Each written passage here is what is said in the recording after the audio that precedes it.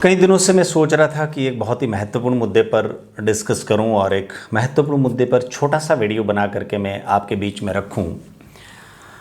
आज के समय में इस 21वीं सदी में जब पिछले कुछ दशकों से 15-20 वर्षों से यदि हम बात करें 2010 के बाद से लेकर के अभी तक, ये पिछले जो एक सवा दशक का जो समय बीता है, तो 2001 से मान लिया जाए 20 वर्ष, मतलब कि 2 दशक का समय जो बीता है, इस दशक में हिंदुस्तान जैसे देश ने टेक्नोलॉजी के फील्ड में बहुत प्रगति करी है, एजुकेशन के फील्ड में काफ़ी अच्छी प्रगति करी है। जब टेक्नोलॉजी का समय बढ़ा हिंदुस्तान में, और हिंदुस्तान में एक बहुत बड़ी युवा शक्ति पनप रही है, क्योंकि हिंदुस्तान की पॉपुलेशन आज वर्ल्ड में दूसरे नंबर पर है, और जिस देश की जनसंख्या पॉपुलेशन वर्ल्ड में दूसरे नंबर पर हो, आप निश्चित तौर पर कह सकते हैं कि वह देश विश्व का एक पावरफुल देश होगा। इस हिंदुस्तान की बहुत बड़ी युवा शक्ति है जो आज हिंदुस्तान को विश्व गुरु बनाने की तरफ लेके जा रही है। लेकिन इस देश में कुछ एक ऐसे षड्यंत्र चल रहे हैं जो विदेशों के द्वारा चलाए जा रहे हैं, लेकिन हम उस षड्यंत्र को समझ ही नहीं पा रहे। इस देश में कुछ एक ऐसी चीज़ें पनपा दी गई हैं जिन चीज़ों को लेकर के हम आज सोच नहीं पा रहे। आज यदि हम नशा की बात करें तो हिंदुस्तान में नशा एक जहर की तरफ फैल रहा है।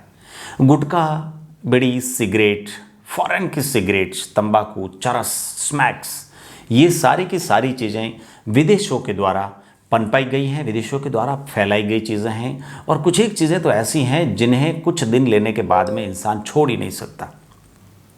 आज विश्व चारों तरफ से, जब विश्व इस तरह से हिंदुस्तान को देख रहा है कि यह विश्व गुरु बनने की तरफ बढ़ रहा है, हिंदुस्तान आने वाले समय में एक अच्छी तकनीकी में विकसित देश के रूप में उभर कर, युवा शक्ति के रूप में उभर कर पूरे विश्व में नंबर 1 हो जाएगा।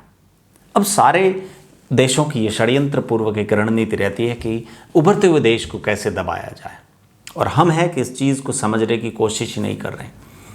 नशे में आज इस देश के युवाओं को गुटखा खाने में, फॉरेन की सिगरेट पीने में, स्मैक, तंबाकू, चरस, इन सारी चीज़ों में उलझा दिया गया है। बस जिस देश का युवा 15 से 20 वर्ष की झलकती हुई और उभरती हुई यौवन जवानी में वह नशे में उभर कर अपने जीवन को बर्बाद कर देगा, यकीन मानिए क्या वो प्रगति कर पाएगा?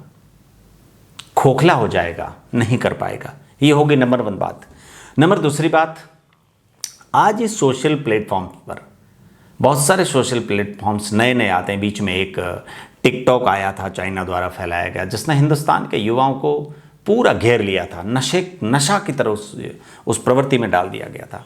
फेसबुक है, सोशल मीडिया पर व्हाट्सएप है, इंस्टाग्राम है, इस तरह की बहुत सारी चीज़ें हैं, और इन चीज़ों पर आप बुरा मत मानिएगा। एक ऐसे message, WhatsApp message, Facebook message, group में ऐसे मैसेज फैला दिए जाते हैं कि यदि आप ऐसा नहीं करेंगे तो इतने दिन में ये नुकसान हो जाएगा।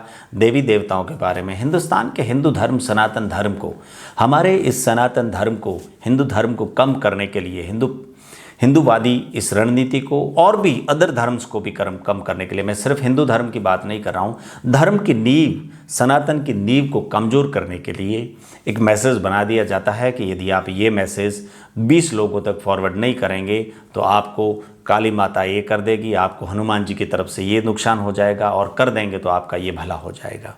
इस तरीके के मैसेज भगवान को, ईश्वर को व्हाट्सएप पर बेचा जा रहा है, और हम लोग धड़ाधड़ उन मैसेज को, उन वीडियोज़ को शेयर करते जाते हैं। क्या यह उचित है? इतनी एजुकेशन और इतनी शिक्षा हमारे पास में होनी चाहिए कि यदि व्हाट्सएप पर 100 बार एक मैसेज शेयर करने से यदि हनुमान जी या ईश्वर या कोई भगवान हमारे जीवन में उजाला ला देता, तो हमें मंदिर, मस्जिद, प्राणायाम, योग, ध्यान पद्धति, दया, धर्म, पाप, पुण्य, इन सबको करने की जरूरत ही नहीं पड़ती।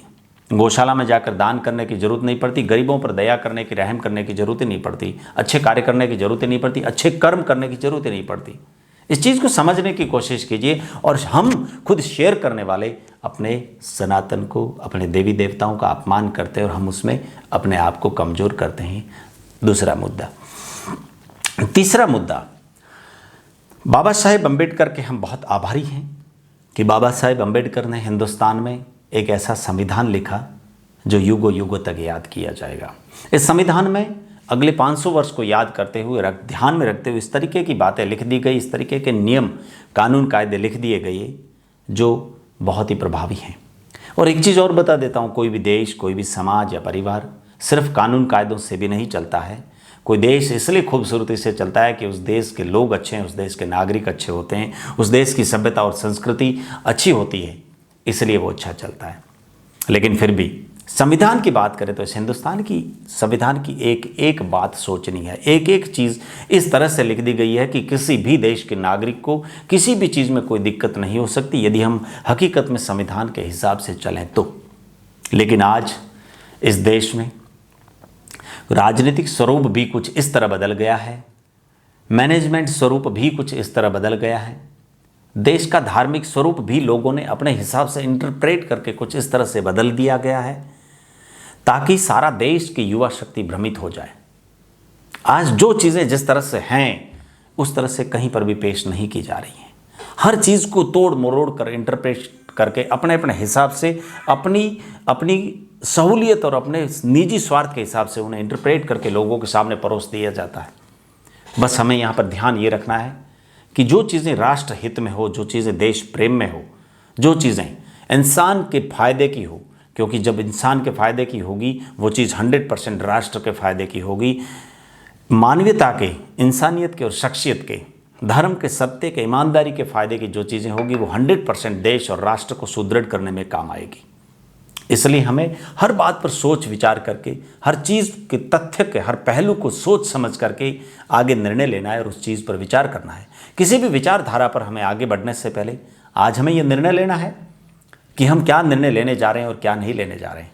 आज के युवाओं से मेरी गुजारिश है कि इस देश के, दुनिया भर के इस देश में चल रहे आंदोलन और चल रहे आंदोलनों का हिस्सा बनने से बेहतर है कि आप उनसे दूर हो जाएं, अपनी शिक्षा को मजबूत करने में लग जाएं। जब तक इस देश का युवा, जब तक इस देश का विद्यार्थी एक सशक्त शिक्षित युवा के रूप में उभर कर सामने नहीं आएगा, इस हिंदुस्तान को कोई मजबूत नहीं बना सकता। इस हिंदुस्तान को मजबूत बना सकती है तो आज इस युवा तरुणाई के रूप में पल पड़ने वाली, पनपने वाली, आकार लेने वाली ये विद्यार्थी पीढ़ी या युवा पीढ़ी, शिक्षित पीढ़ी जो शिक्षित होकर के इस देश को मजबूत बना सकती है।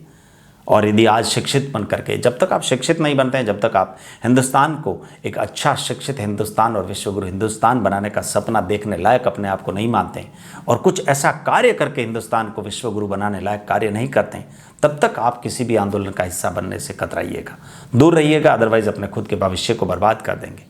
और आने वाले समय में शिक्षित बन के, सक्षम बन के यदि किसी आंदोलन का हिस्सा बनना है तो हिंदुस्तान यूसीसी मांगता है, यूनिफॉर्म सिविल कोड मांगता है, एक देश और एक कानून की मांग करता है।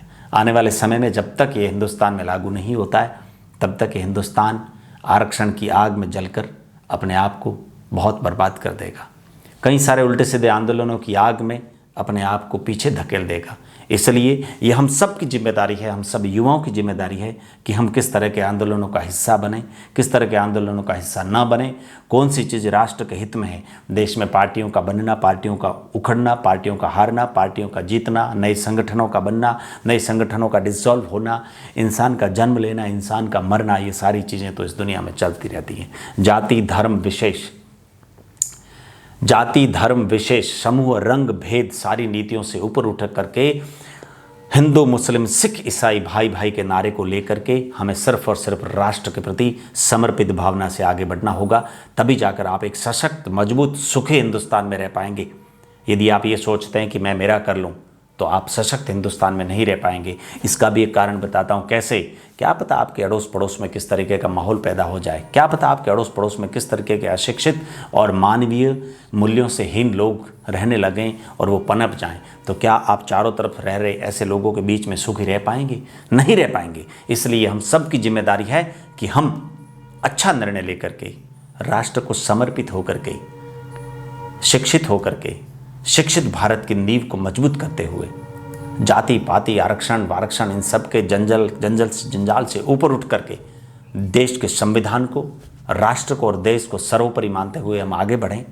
जय हिंद, जय भारत, वंदे मातरम। Thank you.